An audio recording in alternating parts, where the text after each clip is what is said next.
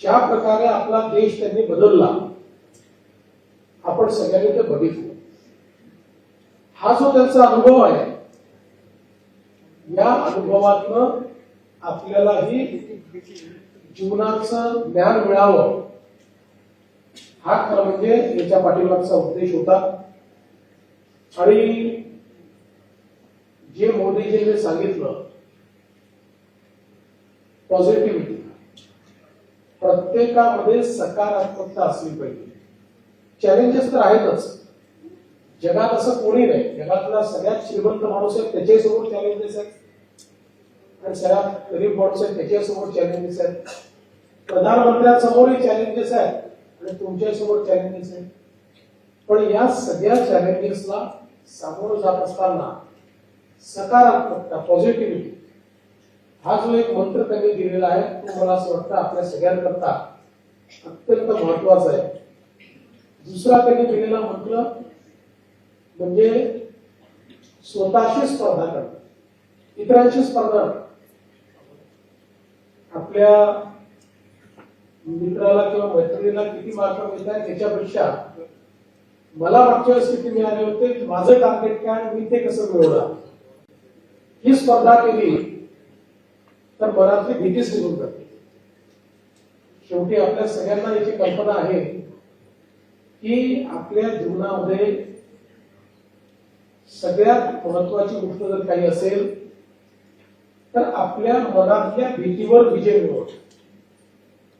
ते जर आपण मिळवू शकलो तर आपल्याला जीवनामध्ये कुठल्याच गोष्टी विचलित करू शकत नाही. आणि मला असं वाटतं की तिचा खूप चांगला मंत्र हा आपल्याला आज मोदीजींनी दिलेला आहे.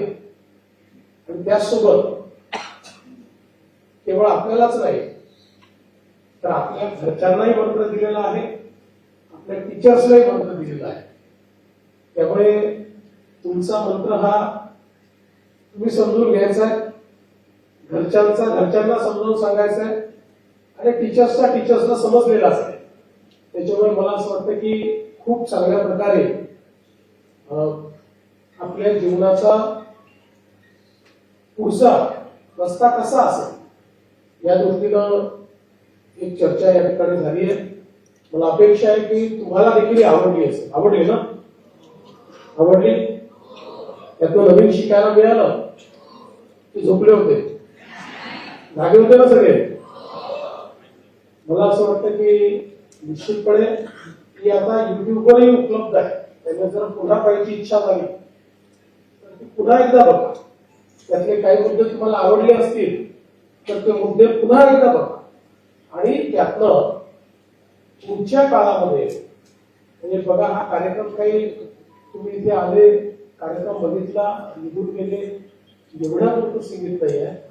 या कार्यक्रमातनं माझ्यामध्ये काय व्हॅल्यू एडिशन झाली, काय व्हॅल्यू एडिशन मी करू शकले का, मी काही करू शकलो का, ती जर व्हॅल्यू एडिशन आपण करून घेतली तर हा कार्यक्रम बघण्याचा फायदा आहे.